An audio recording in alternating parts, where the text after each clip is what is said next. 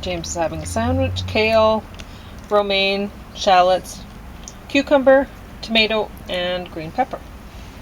And he's going to be talking about the same stuff he's been talking about. Oh, wow, man. Yeah. JFK, not so much MLK. I guess I kind of finished up that stuff about Hatshepsut. We returned those movies to the library this morning. Mm-hmm. And now it's just a matter, like I'm going to be reading pretty well anything I've read on JFK, at least recently. Some of the stuff I think has been filed away in boxes, maybe in the garage or stuff like that. I'm going to go after them. Definitely not going to get Pauline to go after them.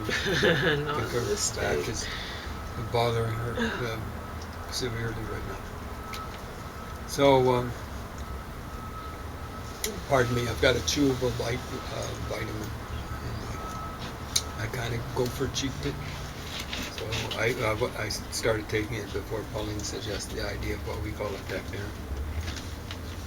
It's not really I guess some people talk about the noon lunch as a dinner. That's what we used to do. We used to call the evening meal supper. Supper, yeah, we did too. Breakfast, dinner, supper. You call the noon meal dinner as well, or lunch? Dinner. There we go. But lunch is something that kids take in their Yeah. to school. And you know, Makes like sense that it would we be might dinner. have talked a little bit jokingly about it. I don't think we ever had it. What was it? A Oh, that's brunch. kinda nice We had against my a back. combination of a breakfast and a lunch. We used to have 3 meals a day, and you know, we were always amazed at my aunt Eddie. He was amazing. When we visited, breakfast was whenever you got up. So she spent, it seemed like hours cooking, you know, because she had 6 boys. Mm-hmm. And her husband, and then our family would be visiting. It was crazy. Because there were 7 kids in that family, so there'd be like 13 kids and 4 adults. And it was, whenever you got up, it'd be like a It'd big all be breakfast. waiting there for you. Well, she'd take orders. It was like a restaurant. Oh my gosh. What a housewife. Well, she was amazing. You know, like Mhm. my mom came from a family where there were boys in the family, and it's rare for girls where there are boys in the family for the father to take an interest in the girls in sports. Mm-hmm. But I gather the real sports, I mean, they kind of like were half of their school's softball team. With that many kids, Yeah. yeah. So there were only 4 girls in that family. There were 6 boys. And so it was the core of the baseball team. I think it was the Sunshine School or something like that.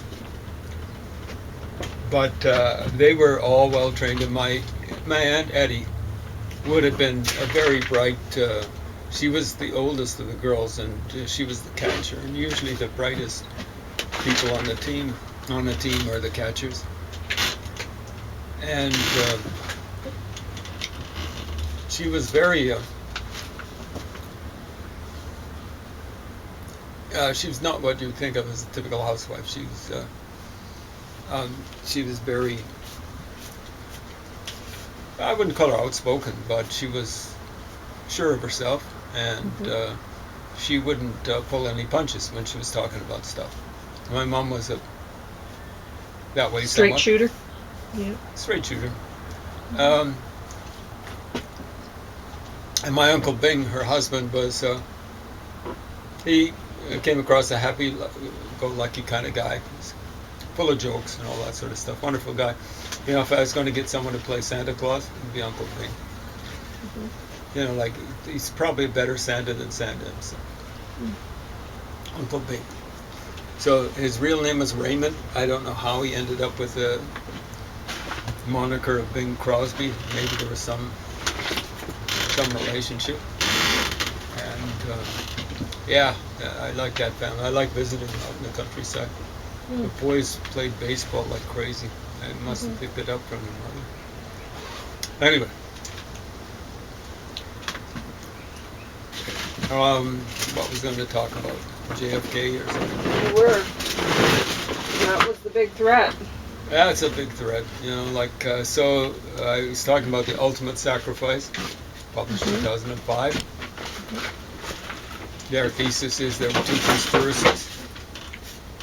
There was the mafia conspiracy to kill JFK, and they were counting on the government to cover it up.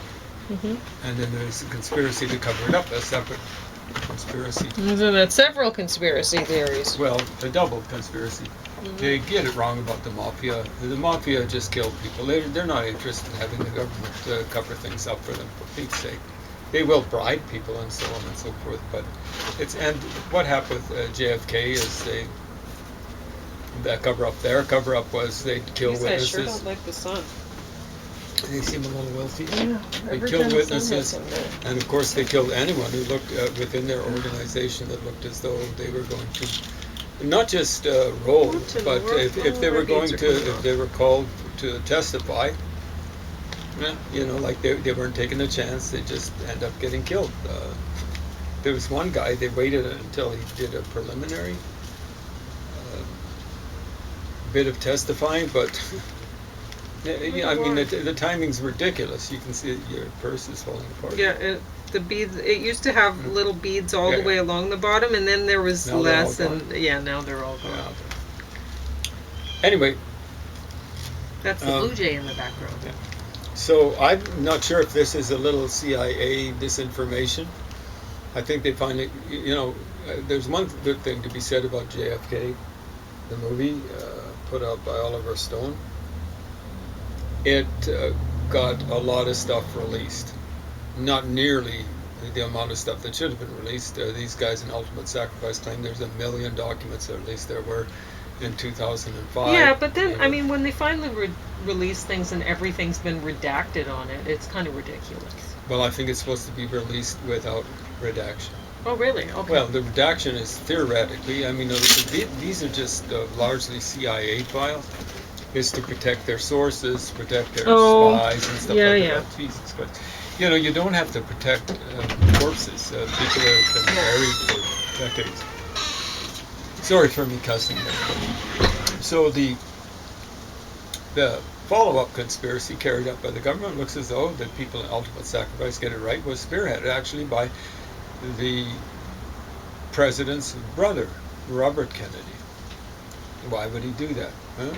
Like he was check it out, he was the Attorney General, and the Attorney General is the boss of the FBI. I'm sure J. Edgar Hoover wished it were otherwise, but it was that way.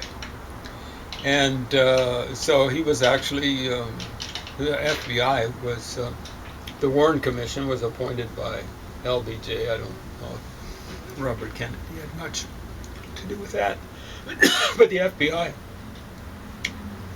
was the institution more than any other that was responsible for feeding the Warren Commission a pack of lies, basically. And I'm afraid the orders to do that came from Robert Kennedy. It kind of makes sense. Made sense.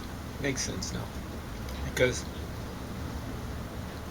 some of the stuff that was released in the 90s, a long time ago, almost a generation ago, revealed that there was a plan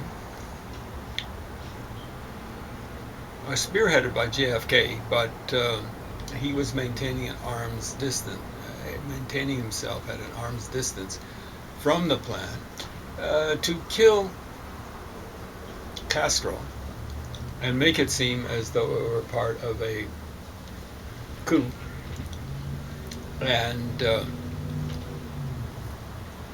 then there would be a coup leader who apparently appealed to the United States first.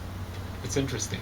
You look at Ultimate Sacrifice, and I will read it, the relevant passages, some of them, to you.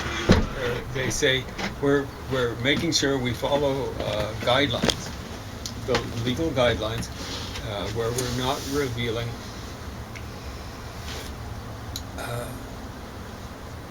confidential material. We're not revealing state secrets. So they say this leader was in Cuba who volunteered to approach the United States, according to them, who approached the United States and said, "Look, I'm willing to work with you. So I will kill Castro, and I will just so long as, and I will lead a rebellion against Raul Castro." I think he was offering to kill Raul Castro's suspect younger brother. And I will lead a rebellion against the rump of his forces and stuff like that. Just so long as you, the United States, are willing to back us up militarily. Apparently JFK agreed to it, and Robert Kennedy was put to the task of carrying this thing out. Well, it was supposed to have been done, so JFK was killed 22nd November, and 1st of December, so 9 days later, was when this coup was supposed to have happened. And they really pussyfoot around. They'll say, there'll be one paragraph, big long paragraph, describing the coup leader, but not giving you who it is. And then they'll say, I wonder who it could have been. Well, one of the possible people is Che Guevara. And they do that about 4 different times in the book. They segue from talking about this. They're saying, we're keeping state secrets. We're not giving away who it is. And then they segue next paragraph. They're talking about Che Guevara and how he fits all the descriptions. It was Che Guevara. And according to them, he approached the United States. You see, 2 of the 4 people who were supposed to help out with a coup, people who'd been emigres from Cuba, were actually left-wing allies, former allies of Castro. You see, Castro did the usual commie thing. He let other people do the heavy lifting, and then he got rid of them. That's what Lenin did with the Mensheviks. He was the leader of the Bolsheviks, did the Mensheviks do the heavy lifting, and then he punted them from power in less than a year. The communists like doing that kind of stuff. And so Che Guevara, he could see that Castro was a dyed-in-the-wool commie. There are all sorts of people walking around this world. Nifty, shifty, hefty lefties, you know who you are. Actually, you might not realize how stupid you are, but you know who you are. And who are going around saying, well, like JFK should have, the United States, before, they should have been trying to negotiate with Fidel Castro, because it was a competition between, if they'd been more accommodating, Castro would have united with the United States and not gone with the Russians. No, the competition would have been between whether he was backed by the Chinese or the Russians. Who was going to give him the most money? And eventually the Russians rolled for him. How did they roll? They bought sugar cane from Cuba. That's great. Tons of it. Literally tons of it. And what's one of the big agricultural products of Russia?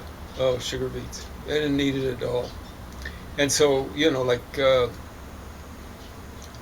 there's all sorts of complaints from nifty, shifty, hefty lefties about plantation agriculture. That's colonial. That's imperialist. Cuba should have got out of the sugarcane business. Why did they stay in it? Yeah, so they could buy arms. So they provide sugarcane to the Soviet Union. They get money to buy arms, or else they just get straight arms from the Soviet Union.